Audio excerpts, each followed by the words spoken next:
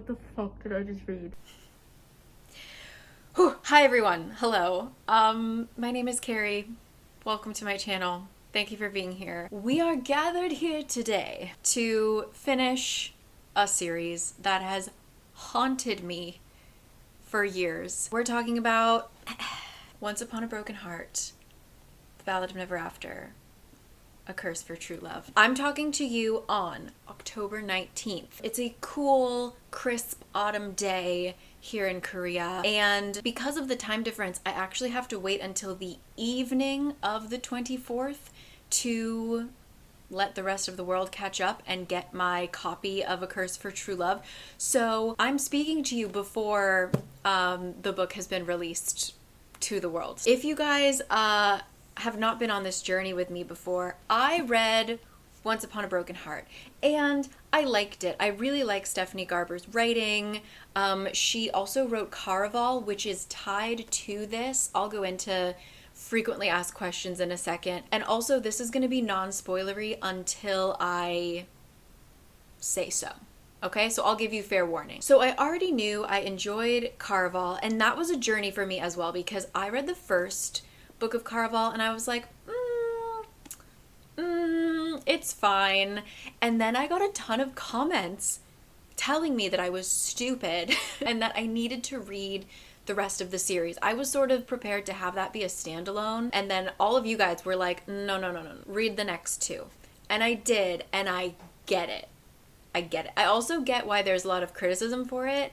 It's very vibesy. If you want plot that makes a lot of sense, not so much. But if you're there for just like these fairy tale vibes, people love and hate this about Stephanie Garber, but the way that she writes is so whimsical and beautiful and at some points silly. For some reason, this, like, the flavor I get from these books, I really enjoy. So I read Caraval, and then when this came out, I was like, yes, absolutely, I will take one, please, thank you. And I read it, and again, I was like, I enjoyed it, but this didn't change my life. This didn't wreck me. Why is this series now my whole personality?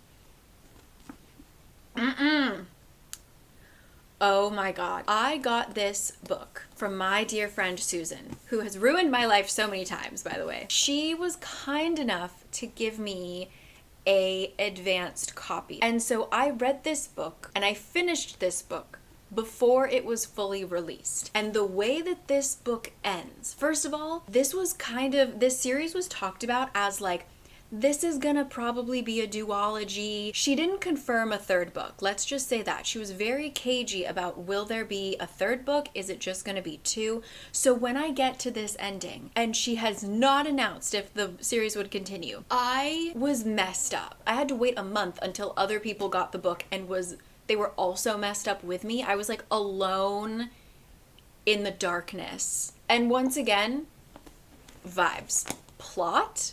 What? Vibes. Do I remember a thing from these books? No. I just know that they really, really messed me up. And so she releases the book, waits a week, and then she tells us, oh yeah, I wouldn't leave you with that ending. We're getting a third one. So A Curse for True Love is the finale. She has pushed back the book at least once, possibly twice, because it was difficult to finish. Like she's trying to give us this ending to this story that she created. I'm worried for her. I wouldn't want to be in her position. So she really put a lot of time into this, and I'm nervous, excited, but I want, again, don't remember a damn thing about these books. So I'm going to start this on the 19th. I'm going to give myself ample time. I'm going to read these. I think they're only like 400-ish. Okay, so this one's 400. This one is also 400. So I have 802 pages to read before next Thursday. I'm very excited. So frequently asked questions. Hi, it's Carrie from the future. Not doing too well, but just wanted to say in videos like these, I always get the drop the skincare routine comments, and I do in fact have my skincare routine on sale for 45% off plus free shipping. Some of my holy grail skincare that I have been using for years and years and years, and love it very much. So there you go, back to the video. I'm kidding about not remembering anything. I do remember some things, but frequently asked questions. Do you need to read Caraval before reading these? Short answer, no.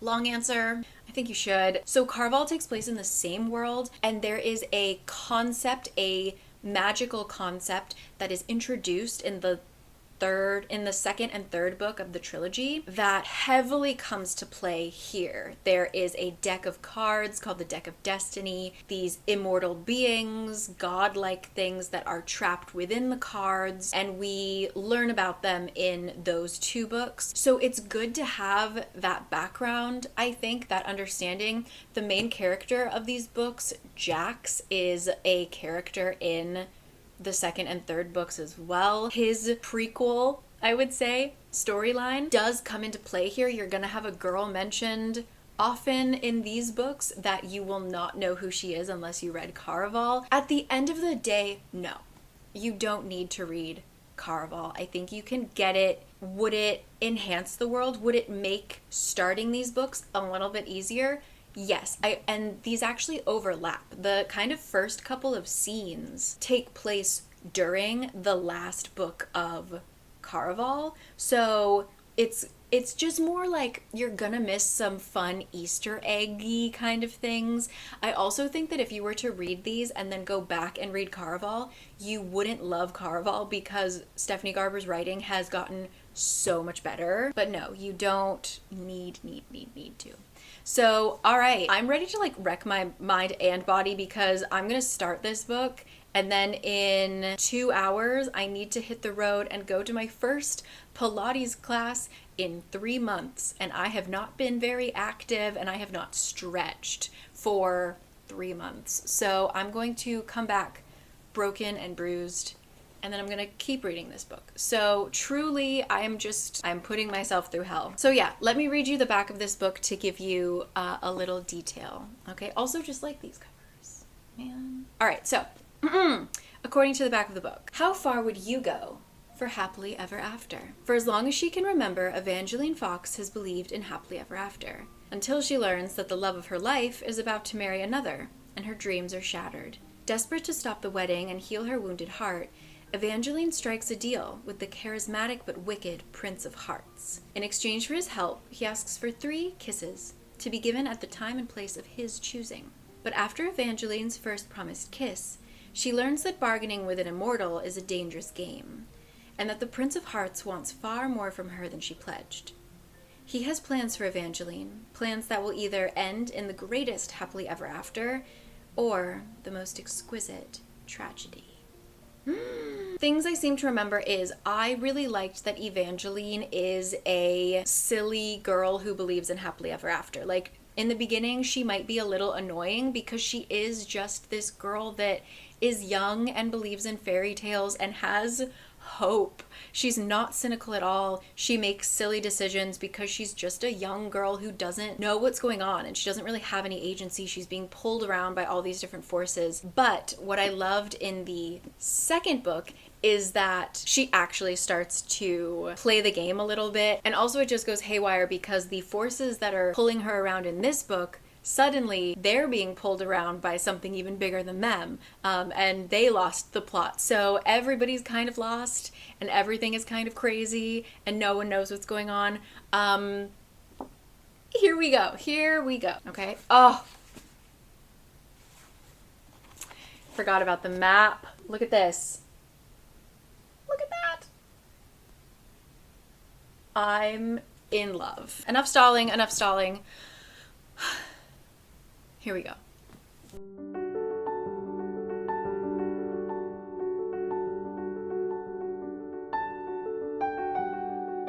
Howdy. Ow, do you hear my wrist?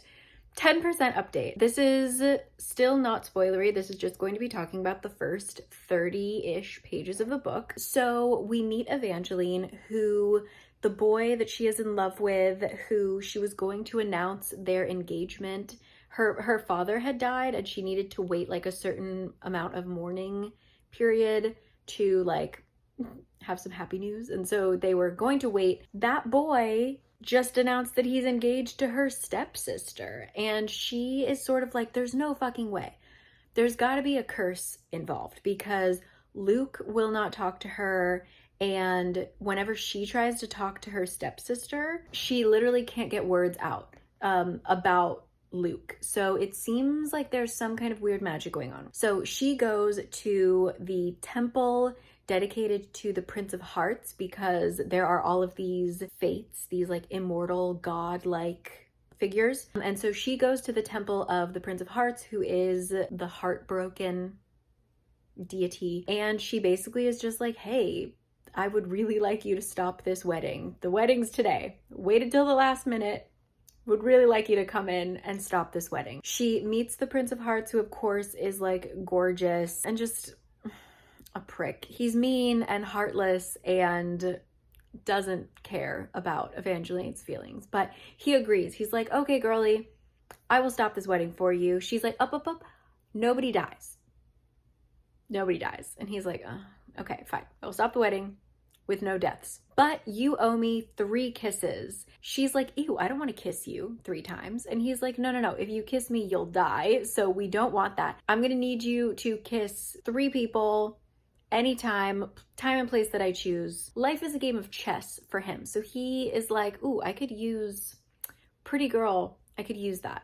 So she agrees. And when she arrives at the wedding, everyone is turned to stone.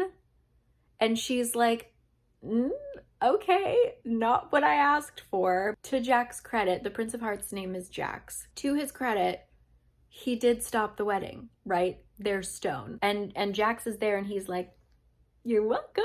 And pretty immediately Evangeline is like, no. I didn't actually want this. Like, I didn't want, there were, I think 9 people in total. She's like, I don't want these 9 fucking statues in my garden. This is not what I wanted. Like, yeah, Luke didn't get married, but also I don't have Luke. Like, Luke is a statue. And like I said, everything is chess for the Prince of Hearts. So he didn't turn them to stone. He had like somebody else owed him a favor and blah, blah, blah, blah, blah. And he's basically like, listen, I can't undo it. Like, this was part of another deal. Like, everything is so much bigger than you.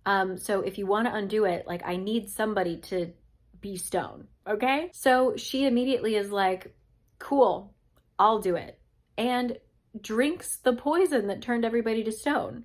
And Jax, he's really shocked that she reacts this way. As she is slowly turning to stone, she hears him mutter like, oh, what a pity, you know, what a loss. And she is now stone. So that's how the story starts. That scene actually is in the periphery of the final book in Caraval. So that's like kind of an Easter egg. I also will be talking about little Easter eggs at the end of this because it's spoilery, but on the 8th page of this book, the first chapter of this book, we get a little Easter egg for the whole series that just kind of ripped my heart out when I read it and I understood what was going on. So I'm going to talk about Easter eggs at the end, but yeah, that is what our story, that's what's going on. I'm going to continue. I again will warn you if there will be spoilers, but we are entering the story. This is really, I consider the first 30 pages kind of like the prologue. And now she's been stuck in stone for a while. Let's see if she gets out.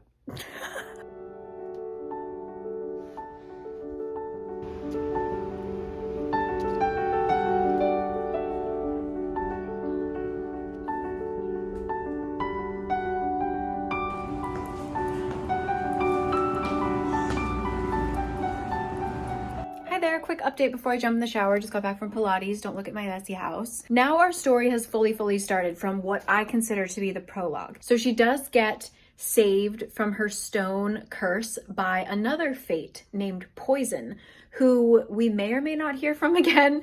But yeah, he just basically works for the Empire and is like, hey, fixed ya.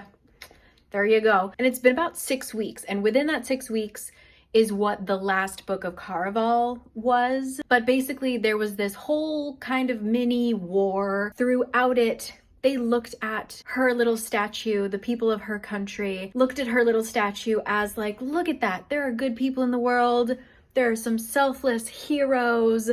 We love this girl. And so when she woke up, now she has like this whole fan club, lines down the street of men who want to marry her, to which she quickly started the rumor that she's still cursed and any man that she kisses will turn to stone. So quickly got rid of that problem. She gets invited by the Empress to go as their ambassador. The Empress is new and she doesn't want to leave the throne that early and stuff like that. So she's like, listen, you're a pretty girl and everybody loves you, thinks you're a hero. This is your moment. Do you mind? And she's also, her mom is from the North, the magnificent North, Evangeline's mom. So they're like, look, perfect. You can be our ambassador. You kind of know the ways of the North. So why don't you go? Because the crown prince is throwing a ball. It's like their tradition that the prince cannot become king until he gets married. So they have this ball called Noct Neverending, where they just have a bunch of parties until he finds a bride. They're like, listen, you don't need to do anything. You just need to go. And Evangeline is like, that sounds great. Yes, please. Because she's a girl who likes pretty dresses and fairy tale endings. And she's like, ooh, prince, ball. I've always wanted to go to where my mom is from. Perfect. So she goes, but she is like, hey, can I bring my stepsister? And they're like, yeah, for sure. So now they are on their way to the magnificent North. Evangeline is really hoping that Jax has just kind of forgotten her, because Poison, the other fate, kind of alluded to that he's like, listen, Jax has just got a lot of shit going on. The chances of him even remembering you is very slim. So don't worry about your weird kiss curse, girl. You're fine. So that's in the back of her mind, but in the front of her mind, she's got some parties to go to. So I'm gonna shower and then I will continue. Okay. Hello? All right, folks. I've got apples and peanut butter in honor of Jax. I'm ready to finish this book today. I left you off when she entered the North. I stopped myself last night at exactly 50%. This is like a fun math exercise for me. I read on my Kindle, which tells you what percentage you're at. So luckily this is like exactly ends at 400 pages. So I'm like, oh, look at me. I can figure out fractions. Let me tell you what happened and then I'm going to tell you some thoughts, okay? We get to the North and remember Evangeline is acting as the ambassador of the Meridian Empire, wherever she lives, Veralda. She brought her stepsister along, but the first night there is a meeting or like a dinner that is only for the ambassadors, so she can't come. While Evangeline is there by herself, Jax is there and she's like, what the fuck? Basically, nobody knows that he's a fate. He's just kind of pretending to be some like noble guy and he has somehow befriended the prince. So he's there just as like Prince's BFF. And this is why I think that reading Caraval is important, because during this 6 weeks that we haven't seen Jax, from when she became a stone to when she got freed and now came to the North for this like ball thing.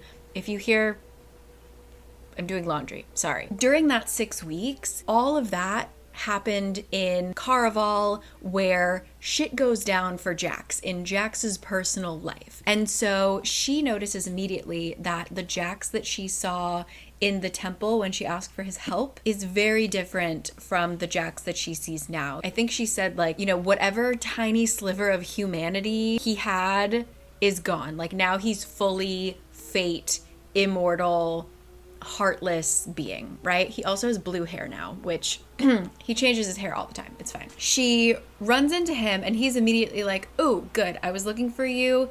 I need you to use that kiss thing tonight. And you need to kiss the prince or you will die. Okay, so turns out everybody does get a private meeting with the prince and she's just like, fuck it, and goes in for a kiss. And it is very clear that there is something weird about these specific Jax kisses, because he puts like a little bit of blood on her lip and is like, okay, don't swallow. You need that blood. Go kiss this boy. So they have this weird moment. She leaves, and within the next day, like when they go to the next ball, the prince proposes. It's very clear that he is like a lovesick puppy. Something weird with the kiss. He's obsessed with Evangeline. And Evangeline, I'll show you. Like, case in point, Evangeline is very much just like a girl who wishes she was in a fairy tale, so she will just do shit. Like saying yes to a prince she just met yesterday when he proposes to her. So yeah, now she's engaged, and at first she's like, wow, this is super weird, but like, what a fairy tale. I'm sorry, my laundry machine is so loud. I don't know why.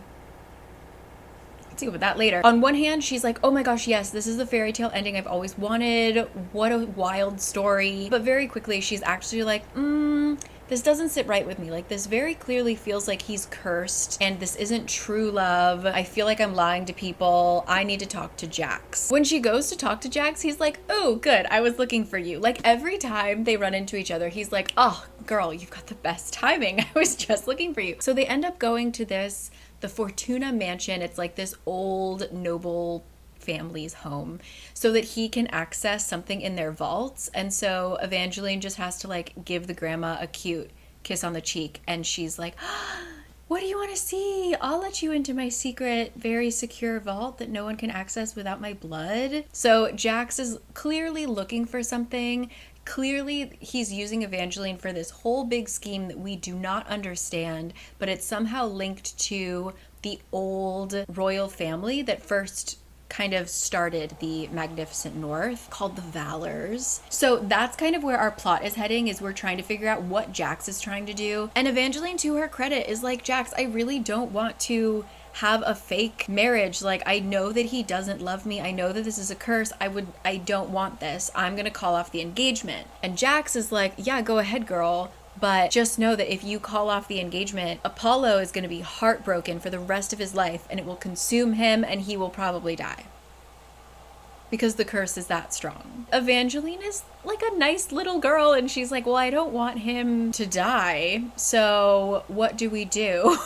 There's also a very weird thread of her stepsister, Marisol. Evangeline doesn't really have a relationship with her, but knows that Marisol is kind of just another victim of their evil. Evangeline's stepmother, Marisol's mother. Evangeline has a lot of sympathy for Marisol and believes that whatever curse Luke was put under to marry Marisol wasn't her fault, but things start to come out that make her suspicious of Marisol, but she feels guilty about feeling suspicious about Marisol because she also kind of lied to her, because she's the one who turned Marisol into stone in the first place. She feels stuck in every situation that she's in. And so this is again what I mean, where she doesn't have a lot of agency in this book. She's just kind of trying to make the best decisions she can when she doesn't really have any decisions to make. She's just kind of going with the flow. I will say that this book in particular feels very, like, this is now my third reread, I guess. It is very young. It feels like, especially the choices that she makes, the things that make her happy. Like, again, I feel like adults wouldn't be, well, you know what? Hey, maybe some of us would. Like, if a handsome, magical fairy tale prince proposed to us suddenly after we had, like, a cute but weird moment the night before, in like the quote-unquote most romantic gesture anyone in this world has ever seen, like, I feel like Evangeline represents like the inner very naive child that was born, like, grew up with fairy tales, that's kind of in all of us somewhere. So like I feel like everything that happens is quite childish. Also, just the pacing of this, like I said, that's why I think that this book is the thing that changed me. And this book, I was just sort of like, it's okay, you can turn off your brain. Things just happen very easily. Like, she'll hit a bump in the road and then things will be okay. She'll hit a bump in the road and then things will be okay. And also every single, I think I wrote notes. What did I say? Yeah. And then the thing that makes it feel as young as this book feels is that she tells you every emotion, every thought. She basically, you don't need to think at all. You don't need to have any thoughts while you're reading this book because everything is really spelled out for you. She will have a difficult decision to make and you know why it's difficult, but Stephanie will tell us why. Like, oh, but you know, she feels guilty because she initially lied to Marisol, so she can't say this, but then she feels, you know, and it's like, but we know that. Like, as a reader, if we've read the book, we would know that she feels guilty about this, so we don't need to be told that she feels guilty a million times, but we do get told that. Or like little details, like she has a book that she loves and it comes into play throughout the whole series called The Ballad of the Archer and the Fox. It is introduced to us as a book from the north. It's like a northern fairy tale. She loves this book. Her mom told it to her when she was little. Her favorite book. But every time it's talked about, it's not just talked about as like The Ballad of the Archer and the Fox, or like, oh yeah, that northern fairy tale or something. Every time it's mentioned, it is mentioned as the northern fairy tale that Evangeline's mom told to her when she was little and she loves, and it's her favorite book. It's like we can remember all those details. We don't need to introduce the book every single time as this is the whole thing about why Evangeline likes it. But, you know, so definitely, like, this is not a perfect book. I do think that's sort of why I liked it, though, is that my brain could completely turn off. Upon the third reread, it's sort of more obvious of like, wow, I don't need to remember a thing. I don't need to think critically about her actions. It is all on the page. So that's my like 50% of the way critique and kind of disclaimer, is that this is not a perfect book, but I'm excited to continue. I think I'm going to finish this today, and luckily I have some things to do this weekend, so I won't have time to read The Ballad of Never After until Monday. So I will see you guys. Let's finish Once Upon a Broken Heart. Update time. So she did get married. She got married right before they like go off to have their wedding night. Evangeline is like, this is too much. Like, I cannot. I've married this guy while he was cursed. I'm not doing anything else. So she goes to Jax and she's like, listen, you can break the curse now. Like, he kind of mentioned that he would break the curse once they got married. So she's like, okay, you can do it, like, do it now. And he's like, sure, girl, like, you just need to kiss him one more time. Here's a little bit of my blood. Problem solved. So she goes up to talk to Apollo, sips a little liquid courage beforehand, gives him a kiss. Immediately he snaps out of it and he's like, oh my God, Evangeline, you lied to me, blah, blah, blah, blah, blah. And then he just dies. He just starts choking and he dies. And immediately the guards rush in. She was the only one in the room, so they're like, okay, you killed him. But then she just starts crying, and like fairy tale tears, like to the point where there are puddles on the ground. Jax shows up and is like, this is not what I planned. Let's get out of here because someone else is messing with this. Like, clearly somebody poisoned Apollo, and he's looking at her and like the way that she's crying, and he's like, yeah, there's no fucking way that you really cry like that. Like, though, you're poisoned as well. Let's get out of here before they throw you in jail. They run off to a apartment owned by another fate called the Unwed Bride, aka Lala, who is someone that we met before, and she was just like a fun, strange character. Turns out she's a fate. She figures out an antidote. Evangeline is okay. Now, Jax and her are going to be partners because they need to figure out who actually tried to kill Apollo before the guards find Evangeline. And apparently Jax is always potentially, like, always a murder suspect. I don't know. So he's like, for both of our sakes, we've got to find out who murdered Apollo. Now, something that I forgot to mention that is now coming into play a lot is a prophecy. So when they went down into the vault at that Fortuna's mansion, remember? And Jax was looking for something, the old woman kept saying something weird about this prophecy about someone who was crowned in rose gold, peasant that became a princess, blah, blah, blah, blah, blah. And immediately Evangeline, her interest is piqued because she has rose gold hair. She is like a peasant normie that became a princess. So she's like, what the, like, Jax, do you need me more than just because I'm like a girl that will, like, that made a bargain with you? Like, did you pick me on purpose? And of course Jax is like, no. But it turns out, yes, he believes that she is a key to this prophecy. And we learn that the prophecy is related to the Valors, the old royal family. And apparently they locked something away. It's either a wonderful treasure or a horrible earth-ending magic thing. They sealed it behind this wall that can only be opened with the person who fulfills this prophecy. Jax wants to open it. Simple as that. So he's also saving her for that. Like, he's not doing this out of the goodness of his heart because he put her in this stupid situation of being accused of murder, but because he needs her to open the door. Now they're off. They're gonna go see another fate who's gonna help them, named Chaos, who's a vampire. Because what else would he be?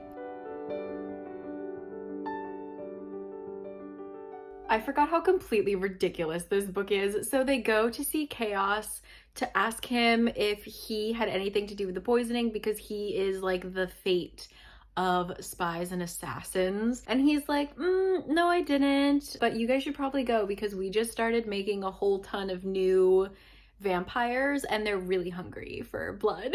So they start running out of his castle. All of a sudden, Luke is there being turned into a vampire, Evangeline's first love, the whole reason for this damn story. And he's like, Marisol put me under a curse. This is the first time that I've had my head clear ever since like the marriage, blah, blah, blah, blah, blah. Evangeline sets him free from his cage, because the thing with vampires is that they get bit and then they have until dawn to bite another human, and then they fully become a vampire. But if they don't bite a human, they just like go back to normal, I guess. So she lets him out of his cage because he's like, I would never hurt you, blah, blah, blah. I just want to run away before these other vampires kill me. And immediately he tries to kill her. Jax luckily jumps in the way, which he seems surprised about. And Evangeline is surprised by. And Luke bites him, but they end up getting away. So now Jax is turning into a vampire. So Evangeline decides to lock him up in a mausoleum for the night, so that if he survives the night, then he will go back to normal. And he really doesn't want to be a vampire. He has said this many times. She has now locked him in and needs to find a way to distract him until dawn, because he's very smart and he can probably figure out how to break a law. But now there's like tension.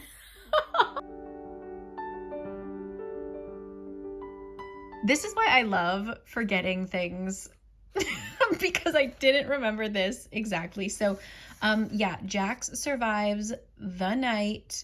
I think that the writing gets a lot better from that scene. I know that sounds ridiculous to like tell you that you need to read 300 pages for the writing to get like better, but I do think that their relationship starts to make a lot more sense, and Evangeline's character starts to really change from that point. But yeah, now because he like survived that whole ordeal, he's super tired. So she's like trying to figure out how to get him off the street, because they all have wanted posters up for each other. So they need to get out of sight. But yeah, what?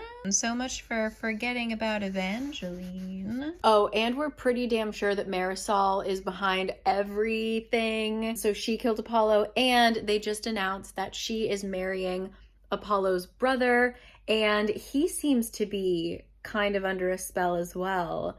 And also, ooh, Apollo's body is missing. My favorite kind of hug. Once again, with me not remembering things. And I don't think this has been cleared up yet. So, curse for true love, I hope you give me answers. The vampire venom broke Luke's curse, right?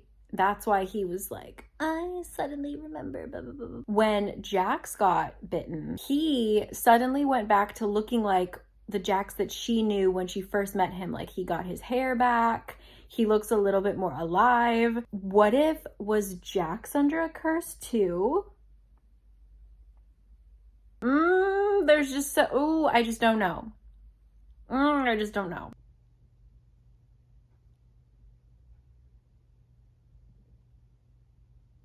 It is done. It is finished. So Jax has to have a little nap, right? So she decides, she finds the spell book where Marisol was getting all of her spells, and she made a truth serum, and she's like, gonna deliver this to Tiberius, Apollo's brother, to break him out of his love spell, and hopefully then like he will see my innocence and I will be cleared and everything will go back to normal. She gets caught.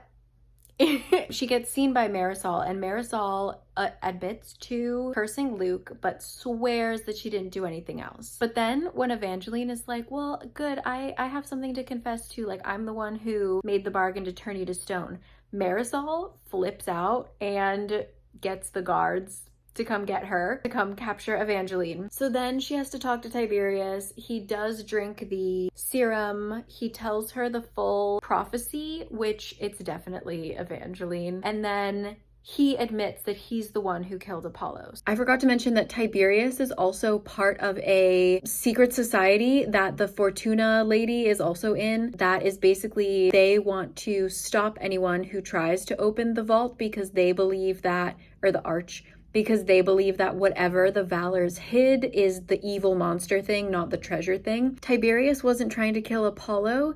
Tiberius was trying to kill Evangeline because he saw that she was like the prophecy and it's his job. He's like, no hard feelings, but I just need you to not be alive. So now all of this hubbub, everything's insane. She's trying to walk out the door to meet Jax, who finally woke up and came to like pick her up or whatever, when the guard takes her somewhere else. And it turns out Apollo isn't dead. He's in this weird suspended state. For some reason, Evangeline starts like replaying everything that has happened in this book, and she realizes, or she's pretty damn sure, that Jax actually was the one who like got Tiberius to poison Apollo in order to like keep Evangeline working with him, right? Because the only reason she was working with Jax is because needed to run away. She needed to be in hiding. I don't know, like that doesn't really track for me anyway, but whatever the case is, she is so certain that Jax has betrayed her and she's gonna get her revenge in the next book. Here we go. But yeah, Apollo's alive, he's just in a coma. And Marisol is arrested or something because like Tiberius doesn't want to marry her anymore. So I will see you in the next book. I forgot to tell you about my Easter eggs. Yes, so on page freaking 8, she steps into the temple, right? This is before she's even met Jax, okay? She'd read that the Prince of Hearts Church held a different aroma for everyone who visited. It was supposed to smell like a person's greatest heartbreak.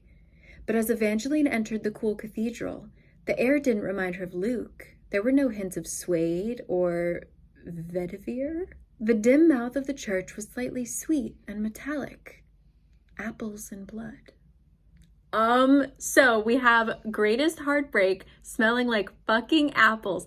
And then a little bit later when they're in the Magnificent North and she goes to finally eat one of those like candy apples that is cooked using the heat of a dragon, you know? This is paraphrased because I just wrote it in my notes, but she's eating the dragon apple that her mom said tasted like true love. And when she eats it, she says, it tastes like hot, searing sweetness. And Jax, what? And she stopped. So he is her greatest heartbreak and her true love. And I'm sick. I'm just so scared. I don't even want to start Ballad of Never After. Like, once again, Once Upon a Broken Heart is like, fine. There was something in that fucking book, The Ballad of Never After, that did something to me, and I don't remember what it was, but I remember that it hurt, and so I'm very scared. So I have a busy weekend. Like I said, I'm gonna start on Monday, so I'll see you in a couple days, but hi, I've been stalling. I'm here. I have eaten breakfast. I have cleaned my house somewhat. There's nothing more I can do. It's time. So it's the 23rd here in Korea, which means I have 24, 36, let's say 30 hours to read this before A Curse for True Love comes out. I will probably not get the physical on time, but I will. I also am getting it in digital form, so I'll be reading that on my Kindle, but here we go. She hits us again with this map. Look at how beautiful. I just can't get over these maps. It starts off with a letter. Oh, you can't see. With a letter from Evangeline to Evangeline. Starting with, Dear Evangeline, eventually you will see him again. And when you do not be fooled by him. Do not be tricked by his charming dimples, his unearthly blue eyes, or the way your stomach might tumble when he calls you little fox. It's not a term of endearment. It's another form of manipulation. If you're tempted to trust him again, remember all that he's done. Remember that he was the one to poison Apollo so that he could frame you for murder in order to make a long-lost prophecy come true. One that would turn you into a key capable of opening the Valerie Arch. If you need to trust someone, trust Apollo when he wakes. Because he will wake. You will find a way to cure him. And when you do, trust that the two of you will find your happily ever after and that Jax will get what he deserves. Good luck, Evangeline. So we start off damn strong with Evangeline out for fucking revenge. Now she's gonna try and like wake Apollo up. She basically seals the letter, puts it next to her bed, and we start the book. This is exactly, I don't want to read the last page, exactly 400 pages. I remember it fucking me up. Get ripped. Here we go. 10% update. We jump right into it. I really do feel like the writing is so much better in this book. Evangeline is trying to find a way to wake up Apollo, right? And she's pissed at Jax. Jax is basically like, listen, I will wake Apollo up. He's totally like, yes, you are correct. I did poison your husband, okay? And he's like, listen, I will wake him up right now if you agree to help me open the Valerie Arch, which she did find. It's in the castle, but it's missing a couple stones. It's missing 4 stones that will fully open it. So he's like, if you agree to help me find the stones, I'll wake him up right now. Say the word, girl. She says no. She talks to a bunch of people. She talks to the librarian. She talks to Lala. And they're like, open the arch. Like, they seem to want to, they're trying to tell her something, but there's a curse where they can't talk about it. But she's being strong. She's like, I'm not gonna work with Jax. No, I'm gonna figure this out on my own. When all of a sudden she is visiting Apollo, who is in his coma. She's talking to Jax, who is again like, listen, this is your last chance to agree to help me. I will wake him up, blah, blah, blah. Apollo wakes up. His eyes are red. He grabs Evangeline and is like gripping so hard he's about to break her wrist. So Jax like stabs his hand with a knife to make him let go. Apollo lets go and like goes back to sleep, but Evangeline has a matching cut. So whatever happens to Apollo happens to Evangeline. And she's like, Jax, what did you do? And he says, he didn't do it. And he's kind of freaked out. And he said, between clenched teeth, someone has just put another curse on you and your prince.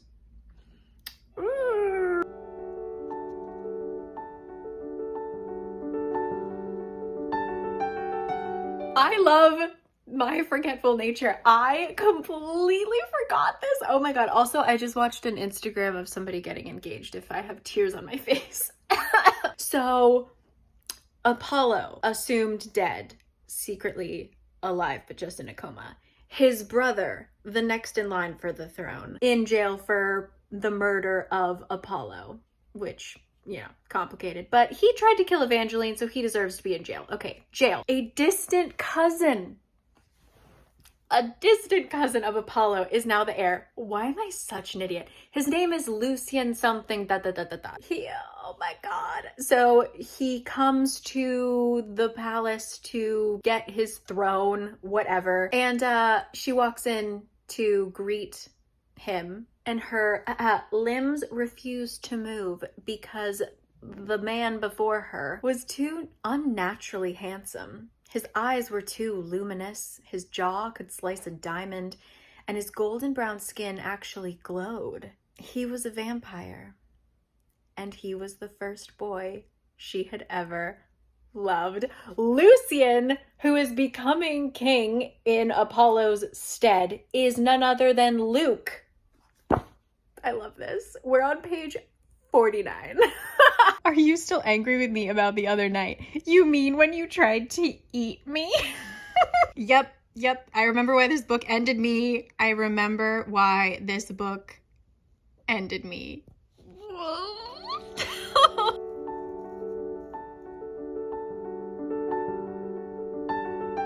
Okay, 25% update. So, yes, Luke is a vampire. Luke is allegedly the long-lost cousin of Apollo. We don't know if that's true or not, but Chaos told him that that was true, like his vampire daddy. So it's either the truth or Chaos is just being chaotic and for some reason wants vampire Luke on the throne. But anyway, Jax manages to save Evangeline. They run out of the castle only to discover Apollo riding around on his horse. He somehow woke up because the person that she Lock, whatever, there's some royal guard that she trusts to kind of guard Apollo, and he had told her right before Jax saved her from being eaten by a vampire. He was like, hey girl, like, I really need to talk to you about something. And Evangeline, of course, is like, later, right? And so, yeah, Apollo seems to have woken up and she goes walking towards him and she feels this like pull towards him. She's walking towards him and he's like, no, girl, get away from me. Please go away. Don't come any closer. And she's like, what? I just want to talk to you. Like, I'm sorry that you got poisoned because of me. And Jax is yelling at her to get away. Apollo is saying, don't come any closer. All of a sudden, his eyes turn red again and he starts shooting at her with arrows.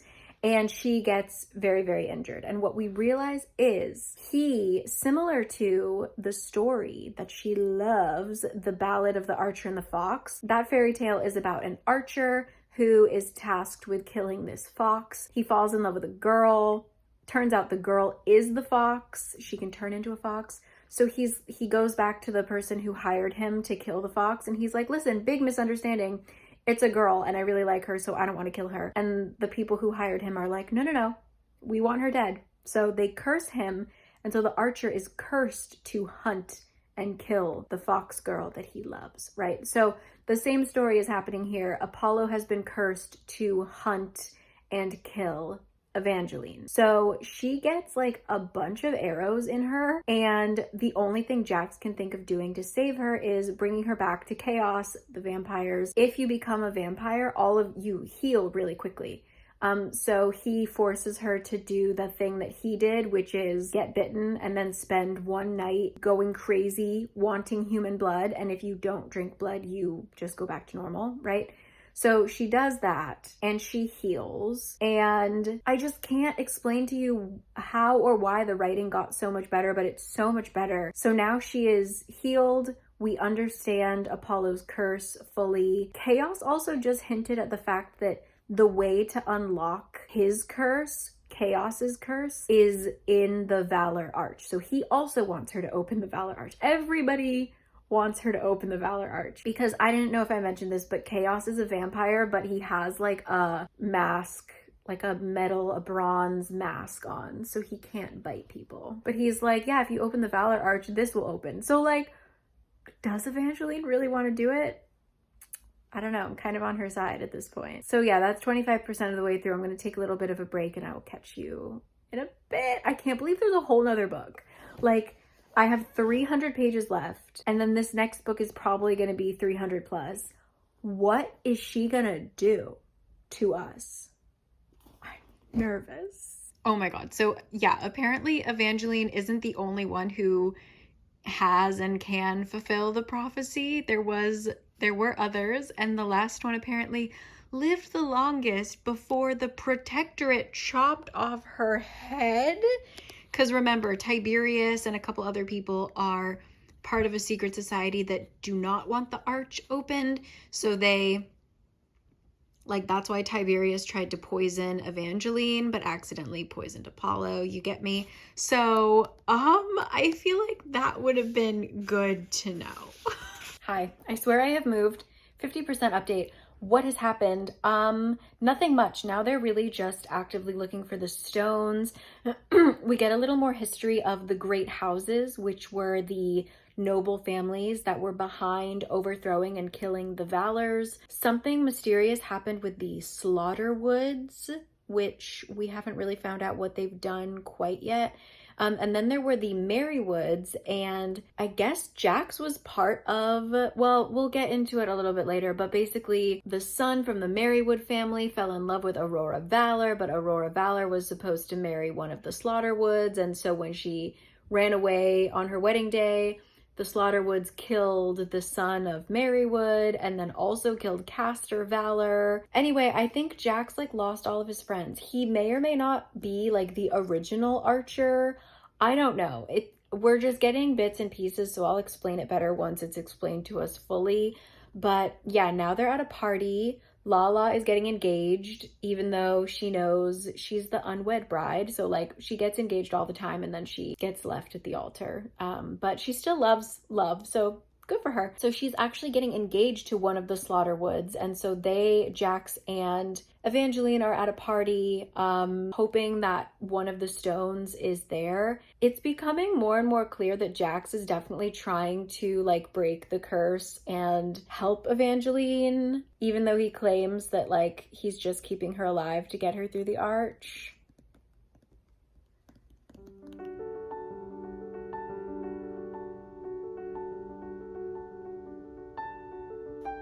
A new day. Good morning. Today is the day that A Curse for True Love comes out. I am continuing Ballad of Never After. I stopped at 50% so that I could go outside and live a life yesterday.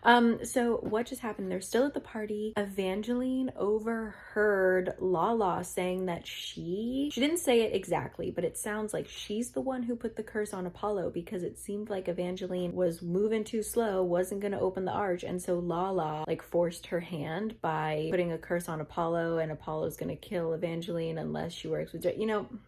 But Evangeline just killed somebody. They're at a party and there's this girl named Petra that Jax doesn't know but doesn't seem to trust or like. Turns out she was the previous key. So remember how Chaos told her that there were other people that fulfilled the prophecy, but they've all like died? Turns out the most recent key faked her death because she found one of the stones and that keeps her young. She was like, F this, I don't want to keep running around with people trying to kill me. Like, I'm just gonna fake my death, stay young forever. And she believed that she needed to kill Evangeline in order to stop her from looking for the stones, because if she's looking for the stones, inevitably she would find this girl, Petra. And she wants to just remain young and anonymous forever. So she tries to kill Evangeline, and Evangeline protects herself. And she just stabbed her and made the most horrible sound Evangeline has ever heard. Oh God. So now they have to run away because apparently Tiberius knows he escaped prison and he knows where Evangeline is, so he's coming to the party. So they were gonna run away, but then Evangeline all of a sudden starts to get like these horrible wounds on her back, and I guess Apollo, wherever the fuck he is being tortured, so she is also being tortured. And there's nothing they can do about it until Chaos goes and finds Apollo and stops whatever's happening. But we love Nurse Jax. Oh, they're at the Hollow now. He took her to like a secret magical place to fix her. And apparently she's not getting new injuries, at least. So Girly found the truth stone, and so now Jax is accidentally telling the truth, and now he doesn't want to open the arch. Last 25%. I did not time this well, guys. I'm gonna finish this book at like 10 a.m. and I'm gonna have to wait 7 hours for Curse for True Love to come out. But anyway, nothing has really happened. I think I remarked about this the first time I read the book, was that in this book there's a large portion of time where nothing, like there's not a lot of action. There's a lot of like, we're slowly getting clues of Jax and the curse and the story and all this stuff. So we're kind of in that, but Jax has been missing. Also, did I mention that the hollow where they are used to be Jax home? Okay, more on that later. Evangeline found Aurora Valor's journal, so she's currently reading that. It mentions Lala, and perhaps Lala is one of the Marywoods. It's unclear, but so there's that. But then Jax has been missing for like 2 days, and he has mentioned that time flows differently when you're in the hollow. Who knows how long he's actually been missing? And he finally comes home and Evangeline is about to like rip him a new one, like, where have you been? And then he collapses on the floor in a puddle of blood.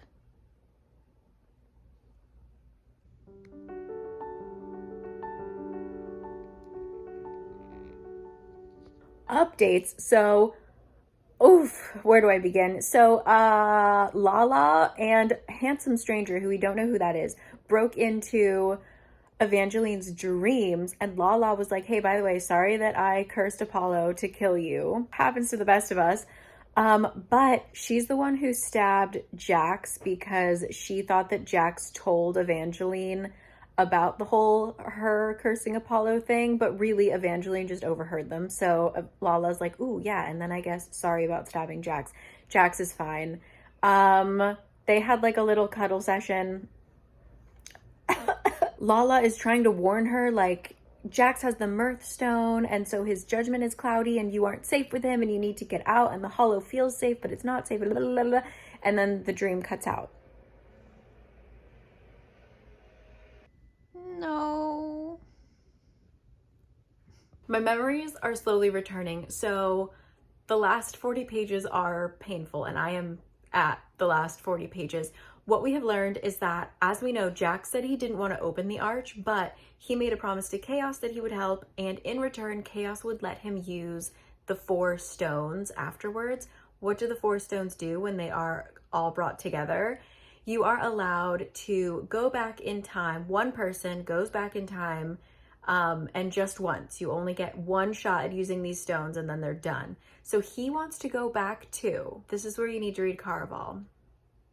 So spoilers for Caraval. He wants to go back to when he met Donatella, which is the girl that he met in Caraval, kissed her. Turns out she's his true love, so his heart started to beat. She didn't die because every girl he kisses is supposed to die except for his true love. And he feels like he fucked it up, and he wants to go back and try again and make her love him back because she didn't. And Evangeline is like, that's a stupid idea.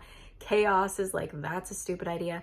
The big kicker is Evangeline won't remember Jax. Like, because he's going back in time, her life won't really change. Like, she will kind of stay on the same path, but just the people who brought her to the point that she's at would be different. So she'll still be like married to Apollo, blah, blah, blah. But Jax will be erased from her memory, but he will remember her.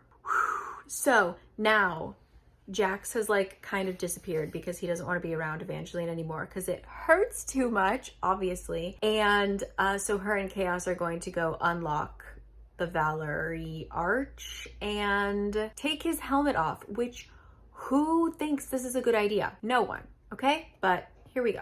Holy shit. Yeah, I forgot all of this. So Chaos is actually Castor, who is Jax's friend, part of the Merrywood 3. And so, yeah, he's a Valor. So she opens the arch, he goes in, his whole family is there, he sees his family, turns out he's the handsome stranger that was in her dreams a couple of times, and then she gets eaten. He's still a vampire, so he just like goes at it. Oh shit. Yeah, there's 30 pages left. I remember the pain. Here it comes. Stephanie Garber is sick for this. Read this, and then you get this? Are you kidding me? There's still more. This is where I lost my damn mind. So Jax is going to use the stones to go back in time to save Evangeline because she's dead, like dead. Honora Valor, who's one of the Valors in the arch, warns him that time will take something of equal value from you. And there's nothing of equal value to me. Oh my god, so they redo time. They redo the whole fucking thing. And before, oh my god, I'm so sorry. Before Evangeline can go any closer to Chaos, Jax says some really hurtful things and makes her go away, and she's like, wow, that really sucks, right? So then the curse is lifted. Apollo is like, hey, I'm fine. And he's like, I should have fought harder. I should have run away so that I wouldn't hurt you, which is exactly what Jax is doing because Jax is stronger than Apollo and actually loves Evangeline. Motherfucker. All right. Oh, Jesus Christ. There's 5 more pages. So Apollo erases a lot, almost all, of Evangeline's memories, including himself, because he doesn't want her remembering that he hurt her as well, regardless of if there was a curse or not. So she loses everything. She like comes to in a room, and a finely dressed young man walks in. And she's like, honestly, I'm really sorry, but I have no idea who you are. And she's really confused and scared. And he smiled wider, which seemed an odd response to her confession. But his voice was nothing but soothing as he said, I'm your husband. You've been through something terrible, but it's all right now. I'm here, and I'm never going to let you go. So once again, not a perfect book. A lot of vibes, a lot of just yearning, not a whole lot of plot happening. And yet. So yeah, I'm going to take a break. It is currently, hey, what time is it? It's 10:03 a.m. and the book will not come out until 5 p.m. my time. So what on earth am I going to do? I'll see you then. Stop everything. Wait, okay, yeah, I want to read it now. Did I do a really smart thing? Please, God. My Amazon account has been linked to my West Coast address, but now I have an East Coast address, and I think I might have just cracked the code. What time is it in right? Yeah, babes, it's midnight 03. It's midnight 03. Let's go. Oh, 11 minutes late, but she's here, baby. Oh no. I was literally just about to like do some exercise and like get my blood pumping, but nope, not today. Not today. The gods, the fates, I don't know what, smiled upon me, or I don't know what, really want me to die today because I got the book. It says it's 390 pages. Blood will be shed, hearts will be stolen, and true love will be put to the test. Fuck me. Okay, it's just gonna be spoilers. Like I'm going to give you a safe part at the end. So you can skip to this timestamp right here to hear my no spoiler thoughts, but I want to talk about this book as I'm reading it. So skip here if you want nothing, but I am going to mention plot points as I'm reading it, just like I have previously through this video. So here is your safe spot. I will give you a moment. I am done giving you moments. Okay. Apollo erased so much of her memories. The last thing she remembers is sitting with her father after he had passed away. So that is like almost a year. Like she met Luke. She like really fell in love with Luke when he was comforting her after her dad died. So does she even remember Luke? Oh, this motherfucker. He's the one who cursed Evangeline, but he's trying to blame it on, I assume, Jax. She has this vague memory. The only thing that she remembers is that she was trying to tell someone something important. And she was trying to tell Jax that she loved him. Like she was at the end of Ballad. She was like prepared to tell him, and maybe that would change his mind. So basically, moral of this story is boys are stupid. We get Apollo's POV, and Apollo, upon dying, realized that people didn't really give a shit about him, and he didn't really do a lot with his life while he was alive.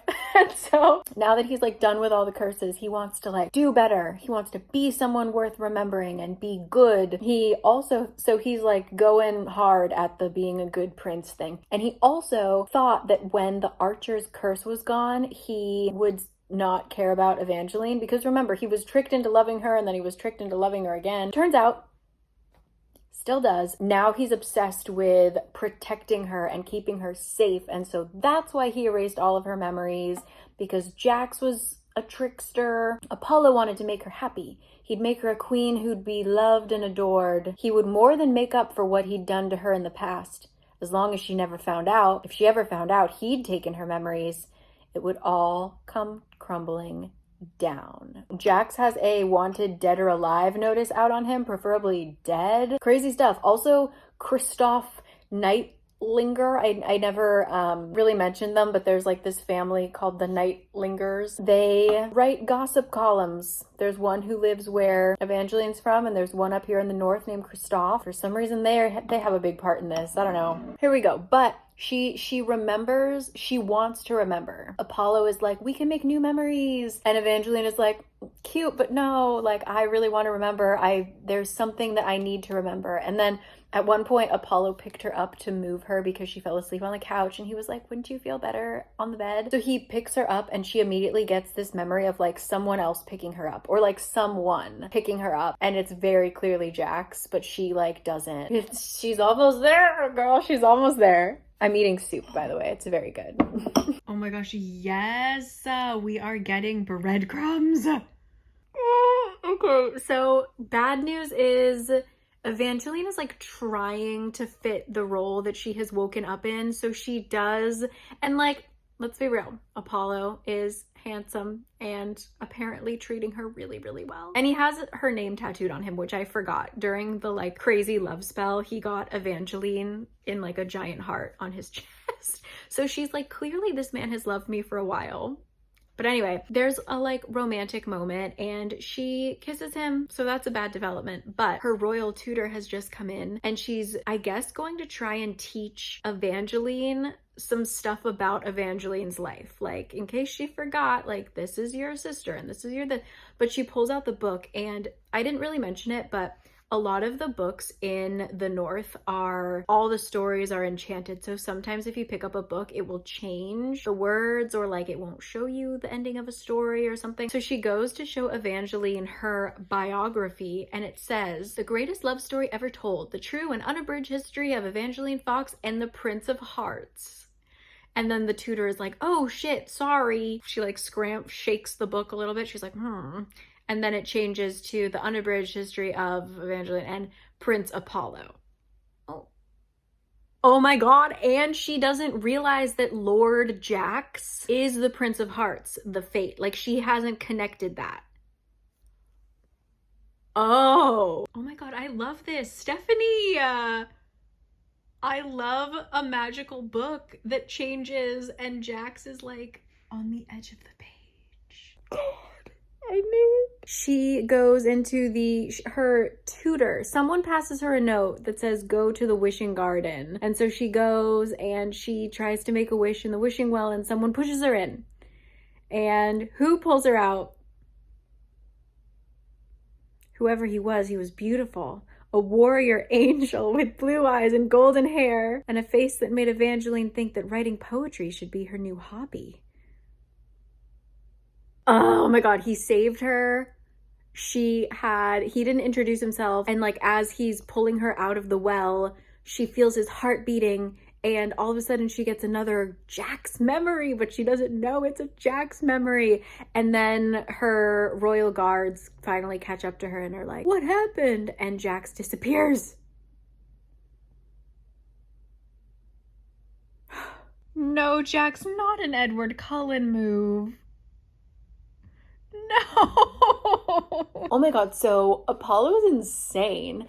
He's the one who sent the fake note to the guards that was like the tutor telling Evangeline to meet her in the garden. And he's the one who pushed her into the well because apparently she wasn't believing him that she was in danger because she wants to like leave the castle. He wanted to make it clear that she was in danger, so he made this all happen, but he thought that the guards would be closer and would have like helped fish her out of the well quicker. He didn't mean for it to be quite that traumatic. Also, Jax showed up and stole her out of her bedroom in the middle of the night so that they could train self-defense stuff, because clearly he's like, you're living with a crazy man. You need to learn how to fight for your life.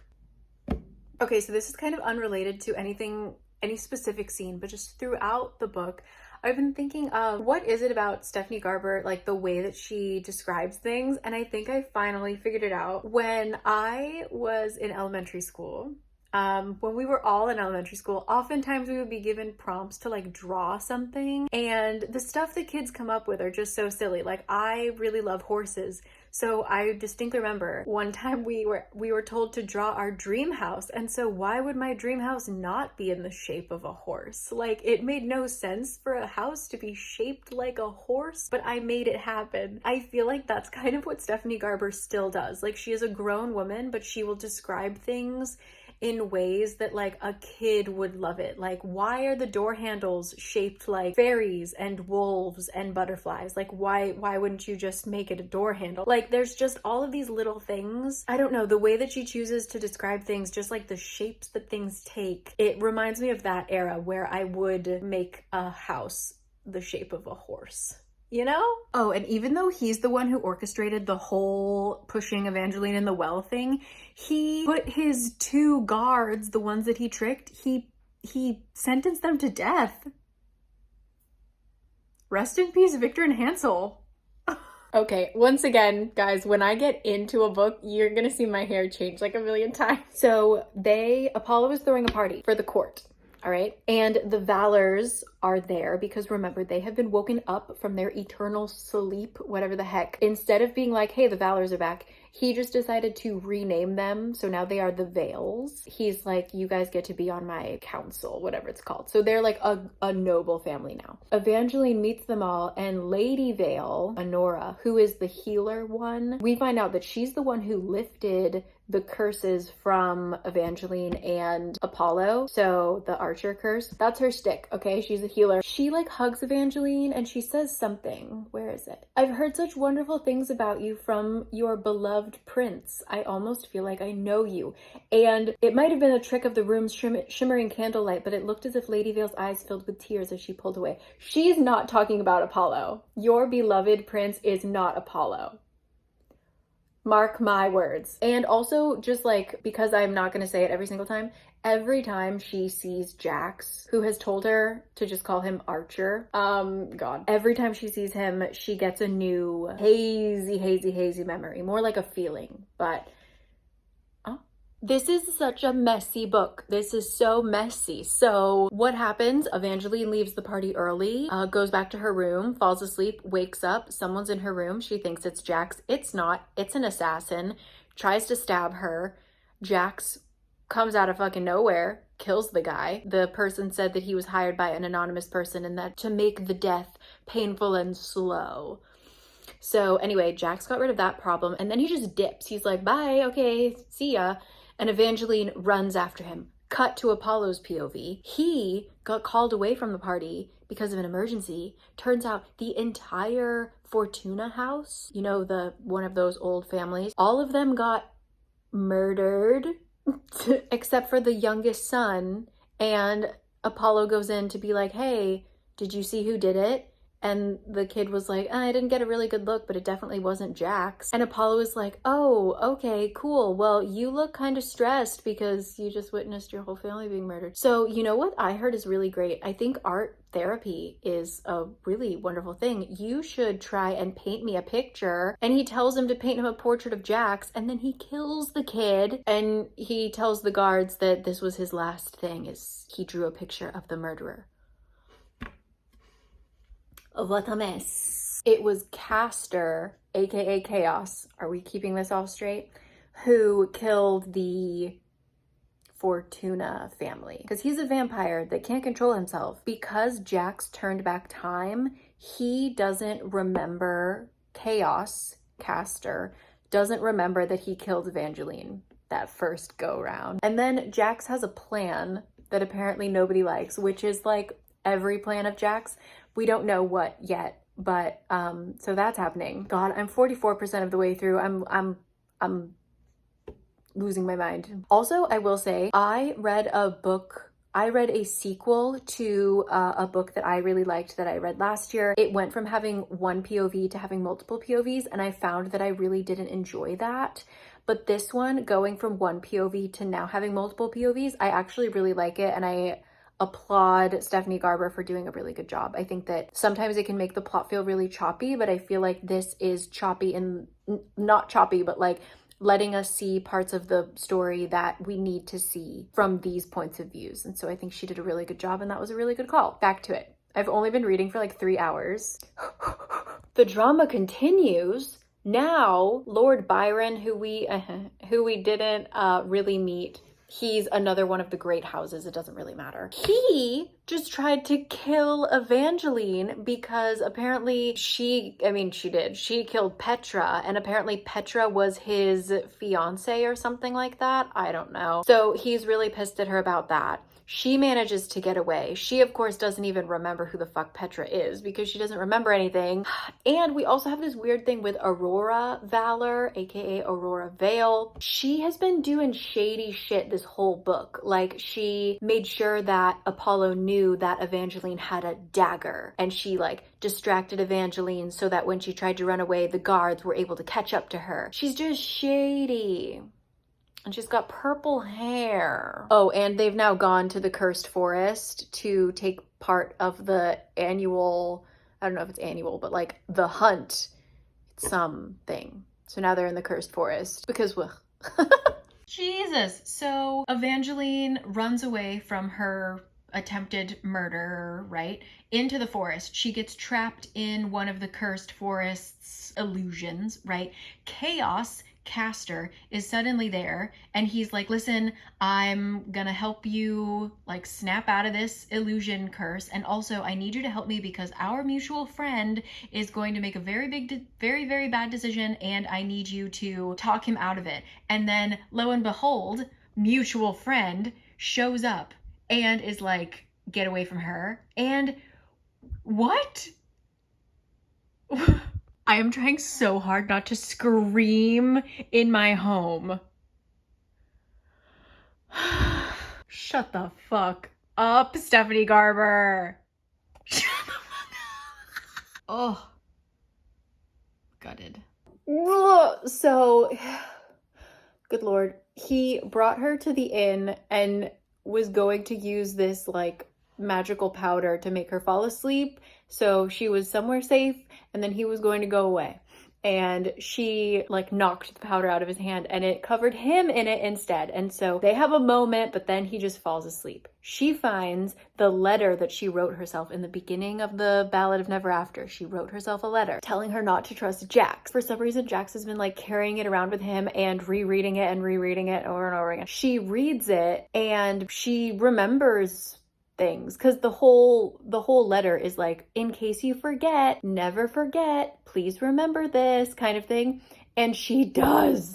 Updates. What's going on? So Aurora was the one who gave Apollo the potion that would help erase Evangeline's memories. So shame on you, Aurora. And Jax disappeared. So they both kind of fell asleep. And Evangeline went through all of her memories. When she wakes up, Jax is gone. There's blood everywhere. Chaos, or we assume, came and killed everybody in the inn. There's a lot of death in this book. Killed everybody. We can't find Jax. We hope he's okay. She has this weird, like, glass cuff, this like bracelet on her wrist. She doesn't know what it is. She can't get it off. She's like, honestly, whatever, least of my problems right now. Apollo picks her back up. Instead of going back to the castle, they go to Marywood, where the Valors / the Vales are like fixing up the manor because it used to be ruins at this point. So they're hanging out there, and Apollo goes to like give her a hug and like give her a kiss, and he's suddenly in a shit ton of pain, and he looks and he notices the thing on her wrist, and he's like, oh no, it's Vengeance Slaughterwood's missing cuff of protection. So apparently anytime someone is attempting to hurt Evangeline, they will experience immense pain. And who else would have put that on her but Jax? So that's interesting. And then Aurora passed Apollo a secret note, and Evangeline noticed. And we're gonna find out. The note says, meet me at the border of the Marywood. Be there at sunset. Come alone. I suggest you tell no one.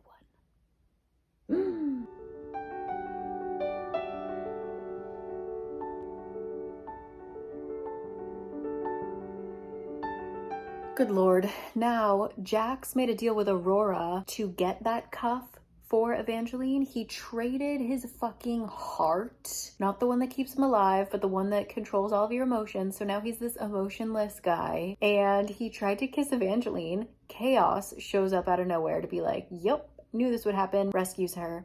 And now Evangeline, with the help of Lala, I think, they're gonna go try and find Aurora and stop her from doing whatever the heck she's gonna do with Jax's heart, because it turns out that she's never admitted it, but she's always kind of been in love with Jax, and she wants him for herself. Guys, I have 60 pages left. I am making pasta because I have forgotten to eat. I am so messed up by this book. We find out that, yes, Aurora has taken his heart, and she may or may not have placed the Archer curse on him in the first place. Like, one of her sisters could see the future, and the future was that Jax was gonna fall in love with a fox, and then she found a girl who could turn into a fox, so she was like, ooh, shit, that's her, and either killed her or put the curse on Jax. I don't know which, but either way, crazy lady. But apparently, according to Aurora, Jax came to see her earlier today, demanded the heart back. When she wouldn't give it back, he knocked her out. She has like a bruise on her face, so ooh, okay. And then once she came back to consciousness, Jax was gone, and so was the heart. And Evangeline is like, well, but he's still acting like a dick. Like, he killed a fox and like left her a message being like, this, like, I'm serious, I'll kill you too. Look at this poor little fox that I killed. So he's clearly still heartless. But Aurora's like, I don't think he took his heart back because he wanted it back. Like, I think he's keeping it safe from everybody. Jesus, oh, what? No. Oh my god, fucking Aurora. I'm just gonna read it to you. When I realized Jax was never going to kill the fox girl, I put another spell on him. But the story curse, like the overarching curse of the North, okay, twisted the truth of it. It's not Jax's true love who will be immune to his kiss and make his heart beat again. Only a girl who will never love Jax can survive the kiss. Maybe your love can save his heart, but if you decide to kiss him, you'll be just one more fox that Jax has murdered. So Donatella was the only girl who would fucking never love Jax. I think that's so Donatella. That's so Tella. Anyway, so what? So yeah, man. Ooh, what a twist. Ooh, I like this. Yes. So good. Thank you, Stephanie. Oh, what? No. Oh my god, LOL at me thinking I could actually eat and read this at the same time. So Evangeline stopped him and kissed him because he was like, I'm not listening to you. I'm gonna get rid of my heart. And so she's just like, well, fuck it then. I'm just gonna keep recording because I can't keep pausing like this. I guess the curse is broken and they're just laying around being like, I loved you first when, and I loved you first when. And then all of a sudden Apollo jumps out of nowhere and is like, wow, awesome. I hate it. And he pulls one of the leaves off of the trees, and these trees are the phoenix trees, which I don't think I explained, but like if you pull a leaf off, it will burst into flames. They're sitting under a tree.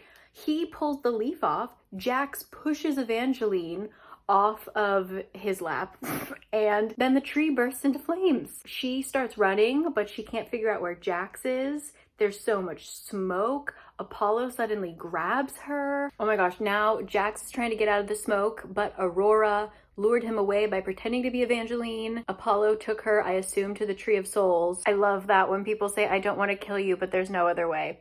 This is the hardest choice I've ever had to make. You're the love of my life, Evangeline, and I will miss you desperately. Apollo, you piece of shit. So Apollo's drinking from the Tree of Souls, which is going to make him immortal because he thinks that that's how he can beat Jax. I don't know. This is like a weird part of the story, but anyway. So Wulfric Valor, aka the first king of the North, warned Apollo, hey, don't drink from the tree because it will take the person you love most. It will take their life. And so Apollo assumed that it would take Evangeline, but he doesn't fucking love Evangeline. He loves himself. So now he's dying because he drank from, oh my God, it took Apollo. Epilogue. Epilogue. I'm shaking.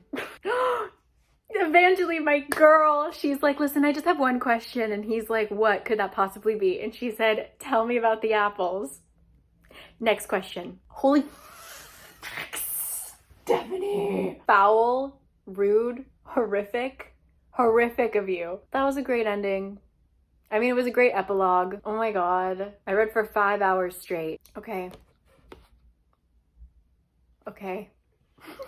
Hi, welcome to the non-spoilery part. I just finished the book. This is your non-spoilery feelings. My heart is beating so fast. Okay, so as a whole, as a series, I really liked it. I think similar with Caraval, each book gets better. So Caraval is like, Once Upon a Broken Heart, continuously getting better. I think that this is the best book of the series. She chose to tell the story in multiple POVs. Sometimes that's hit or miss for me, but I really think that this enhanced the story so much. It was a little messy. There were definitely loose ends that but overall I thought, especially the epilogue, I really liked it. I'm happy with it. And I think that she is really good at keeping some things. She doesn't tie up every loose end, which sometimes I feel is just a little bit of messy writing. But on the other hand, she actively chooses not to tie certain things up because it keeps the story alive in our minds. And so I definitely will be returning to things and thinking about it so much. Another thing I love, and she did this with Caraval as well, especially with Donatella's story arc, I really think that she understands she has a target audience, and that is not me. But she writes for younger girls, and especially or just young people who are raised with fairy tales and happily ever afters and true love. And it's great that we love that, and it's great that to be hopeful and to be naive and to be all these different things. But at the end of the day, she sends a clear message of you need to write your own story, and you need to understand what you want, and you need to actively think about things and don't just take love at face value. It's complicated, it's difficult. I just really appreciate that. She said something in there, there was a quote that went along the lines of, kind of at the beginning of the book, she had these dreams and she thought she was so courageous for following them because she was going after her happily ever after, but then she realized that those weren't actually her dreams. They were the dreams that she thought she was meant to have, and it wasn't until later that she realized, she had to take enough time to realize what dreams are her own. So let yourself grow up a little bit. And yeah, I love that message in Caraval, and I think she did it a lot even better in this one.